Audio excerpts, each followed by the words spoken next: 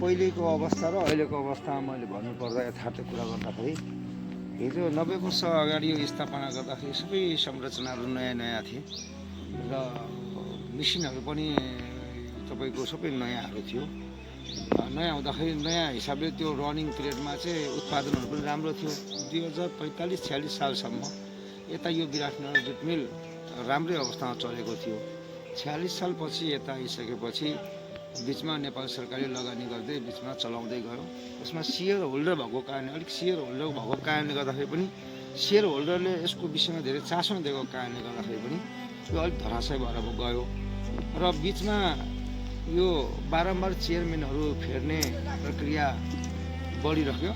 त्यो बढिसकेपछि अब कोही चेयरम्यानले चाहिँ राष्ट्रको सम्पत्तिलाई संरक्षण गर्नुपर्छ र यसलाई संवर्धन गर्दै फ्याक्ट्री सञ्चालन गरेर रोजगार सिर्जना गराउनुपर्छ भन्ने खालको उद्देश्यको साथ आउनुभयो र उहाँले सञ्चालनहरू पनि गर्नुभएको थियो।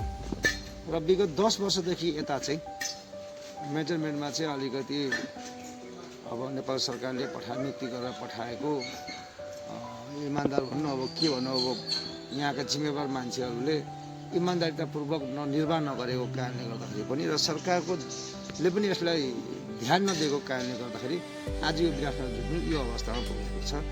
निर्वाचनपछि बनेको सरकारले चाहिँ यो विराटनगर जुट मिललाई लगानी लगाएर या त यसलाई विराटनगर जुट मिललाई लिजमा दिएर उद्योगपतिलाई लिजमा दिएर सञ्चालन गर्दाखेरि लगभग 8 देखि 10 हजार श्रमिकहरूले चाहिँ यहाँनिर प्रत्यक्ष रूपमा रोजगार पाउँछ र त्यो अलिकति सरकारको ले ध्यान नदिएको कारणले गर्दा पनि अहिले यो जुट मिल चाहिँ अलिकति यो अवस्थामा पुगेको मैले महसुस गरेको छु। मेरो चाहिँ अब हजुरबुवा यहीँ हुनुहुन्थ्यो है र त्यसपछि मेरो बुवा काम गर्नुभयो। मेरो बुवा पनि 46 सालमा यहाँदेखि रिटायर हुनुभएको र म पनि यहीँ जन्मेको, मेरो बुवा पनि यहीँ जन्मिनु भएको। अब मेरो छोराछोरी गर्दाखेरि हाम्रो यहाँ 4 पुस्ता भयो। 4 पुस्तादेखि चाहिँ हामीले यो विराटनगर जुट मिललाई चाहिँ हेरिरहेको छौँ। मेरो बुवाको बाल्यकाल पनि यहीँ जन्म हो, अब मेरो पनि जन्म यहीँ हो। कालको व्यवस्थामा रहेको जुट मिल हेर्दाखेरि चाहिँ साह्रै हराभरा थियो। यो विराटनगर जुट मिल सञ्चालन हुँदाखेरि मेरो बाबा एकजना काम गर्नुहुन्थ्यो, सुविधा धेरै नै थियो। जस्तो अब तल पारिश्रमिक बाहेक महिनामा 25 केजी 26 केजी चामल हामी बुवा स्टाफ भएको कारणले स्टाफहरूलाई चाहिँ 26 केजी दिन्थ्यो र श्रमिकहरू जुन काम गर्नुहुन्थ्यो कम्पनीभित्र काम गर्ने स्टाफहरू कर्मचारीहरू लगायत मजदुर साथीहरूलाई चाहिँ श्रमिकहरूलाई चाहिँ हप्ताको 7 केजी चामल गरेर जम्मा 7 चौका 28 किलो चामल चाहिँ श्रमिकहरूले पनि जहिले पनि तपाईँको मन्थलीमा पाउने गर्थे र एउटा श्रमिकले काम गरे बापत उसका सम्पूर्ण परिवारहरूको इलाज चाहिँ यहाँ फ्री हुन्थ्यो। जस्तो जसको यहाँ श्रीमान र श्रीमती दम्पति दुईजना काम गर्दाखेरि यदि श्रीमतीहरू होइन सुत्केरी अवस्थामा छ भने सुत्केरीको लागि पनि व्यवस्था यो फ्याक्ट्रीले त्यतिखेर गरेको थियो र हामी यहीँको हलुवा हामी सानो सानो हुँदाखेरि यो विराटनगर जुट मिलले चाहिँ यहाँ काम गर्ने श्रमिकका छोराछोरीहरूलाई चाहिँ हलुवाहरू जस्ता दुधहरू जस्ता खालका पौष्टिक आहारहरू चाहिँ वितरण गरेको हामीले देखेको पनि छौँ। त्यो सुविधासम्म हामीले भोगेका छौँ। फेरि हिजो विगत लामो समय अगाडि नेपालको इकोनोमिकलाई धान्ने यो विराटनगर जुट मिल हो भन्ने कुराहरू मैले बुझेको थिएँ, जसको कारणले यहाँ नेपाल राष्ट्र ब्याङ्क र वाणिज्य ब्याङ्क जस्तो कार्यालयहरू पनि स्थापना यो विराटनगर जुट मिल पहिलो उद्योग भएको कारणले नेपालको पहिलो उद्योग यसलाई हेरेर चाहिँ र विभिन्न कल कारखानाहरूको सुरुवात भएको नेपालमा भन्ने मैले बुझेको पनि छु र यसलाई नेपाल सरकारलाई धेरै आम्दानीको स्रोतहरू यसले दिन्थ्यो। त्यतिखेर रोजगार पनि दिएको थियो र नेपाल सरकारलाई राजस्व पनि तिरेको थियो र यही उद्योगहरू देखेको कारणले गर्दाखेरि यहाँ भन्सारको पनि स्थापना भएको आयात गर्नको लागि यो भन्सारको पनि स्थापना भएको हामीले चाहिँ अब हाम्रो हजुरबाहरूले भनेको कुरा हामीले त्यही अनुसारले चाहिँ अहिलेसम्म हामीले मनन पनि गरेको जोको अवस्था र अहिलेको अवस्थामा चाहिँ हेर्दाखेरि अब समय परिवर्तनशील भयो। अब विभिन्न उद्योग कल कारखानाहरू निर्माण हुँदै गयो विराटनगरमा होइन। त्यो भएको कारणले गर्दा खासै अब सरकारलाई चाहिँ यो विराटनगर जुट मिल सञ्चालन गरेर चाहिँ त्यस्तो अप्ठ्यारो चाहिँ छैन जस्तो लाग्छ मलाई।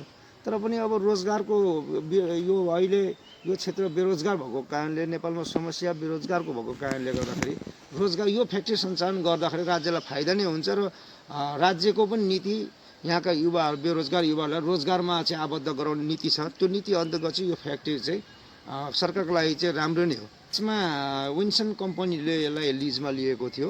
विन्सन कम्पनीले केही वर्ष भनौँ लगभग 1.5-2 वर्ष चलायो, त्यही पनि पूर्ण रूपमा चलाउन सकेको थिएन लाइनको अभावले गर्दाखेरि।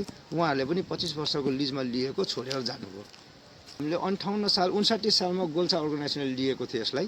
त्यो गोल्छा अर्गनाइजेसनले लिँदाखेरि चाहिँ विराटनगर जुट मिल लगभग 50 टन उत्पादन भएको हामीले देखेकै थियौँ, प्रत्यक्ष रूपमा देखेको थियौँ। त्यसपछि अब गोल्छा र नेपाल सरकारको के मिसअन्डरस्ट्यान्डिङ भएको कारणले गोल्छाले पनि छोडेर गएको हामीले देखेको थियौँ। अब सम्भावना प्रबल छ, तर राज्यले यसलाई लगानी गर्दा पनि हुन्छ, या त राज्यलाई यसलाई लिजमा दिएर मलाई अहिले हेर्दाखेरि यो संरचनाहरू बनाउँदाखेरि नयाँ मेसिनहरू लिएर आउँदाखेरि 2 अरब लगानी गर्दाखेरि चाहिँ यहाँ 10,000 जनताले चाहिँ प्रत्यक्ष रूपमा चाहिँ रोजगार यहाँ सिर्जना हुन्छ नि मैले विश्वास पनि लिएको छु। र यहाँको सबै जनताहरूले पनि के चाहना गर्छन् भने यो विराटनगर मिल खुल्यो भने हामीले श्रीमान र श्रीमतीले यदि हामीले यहीँ डबल काम गऱ्यौँ भने हामीले 70-80 हजार रुपियाँ यहीँ उत्पादन गरेर चाहिँ काम गरेर चाहिँ हामीले कमाउँछौँ र हामीले वैदेशिक रोजगारमा चाहिँ खाडी मुलुकमा जानु पर्दैन, हाम्रो छोराछोरी जानु पर्दैन भन्ने यहाँका जनताहरूको पनि गुनासो छ। अब यसलाई सञ्चालनमा ल्याउनु पर्छ भन्ने चाहिँ खासै अब सरकार पक्षबाट चाहिँ अहिलेसम्म त्यस्तो भएको थिएन। बिचमा एकचोटि चाहिँ कुरा चाहिँ उठेको थियो, विराटनगर जुट मिललाई सञ्चालन गरेर रोजगार सिर्जना गर्नुपर्छ, यसलाई राज्यले सकेन भने पनि लिजमा दिएर चाहिँ व्यवस्थापन गरेर लिएर जानुपर्छ भन्ने खालको कुरा चाहिँ अभिव्यक्ति केही मिडियाहरूमा मैले सुनेको थिएँ। त्यसपछि मैले सुनेको छैन। अब हाम्रो तयारी त के भन्नुहुन्छ भने यो फ्याक्ट्री सञ्चालन गर्नुपर्छ भन्ने हो र अहिले नयाँ मेजरमेन्ट आउनुभएको छ, 1.5 वर्ष भयो। यहाँको चेयरम्यान साहबमा अब तपाईँको राजेन्द्र कार्की नियुक्ति भएर आउनुभएको छ। उहाँ आइसकेपछि चाहिँ अहिले यो विगत लामो समयदेखि यो विराटनगर जुट मिलको हर हिसाब अडिट भएको अवस्था थिएन, त्यसलाई अडिट प्रोसेसमा अहिले लग्नुभएको छ, अन्तिम चरणमा छ। यो अडिट सिद्धिसके बित्तिकै हाम्रो यो साधारण सभा हुन्छ र यो हाम्रो अहिलेको चेयरम्यान साहबले यो साधारण सभा मार्फत यो विराटनगर जुट मिललाई लिजमा दिने हो कि राज्यलाई पहल गर्न लगाएर चाहिँ खोल्ने भन्ने कुरा वातावरण अहिले उहाँले सिर्जना गर्दै हुन्छ। आशा छ भरसक सक्सेसफुल हुन्छ होला।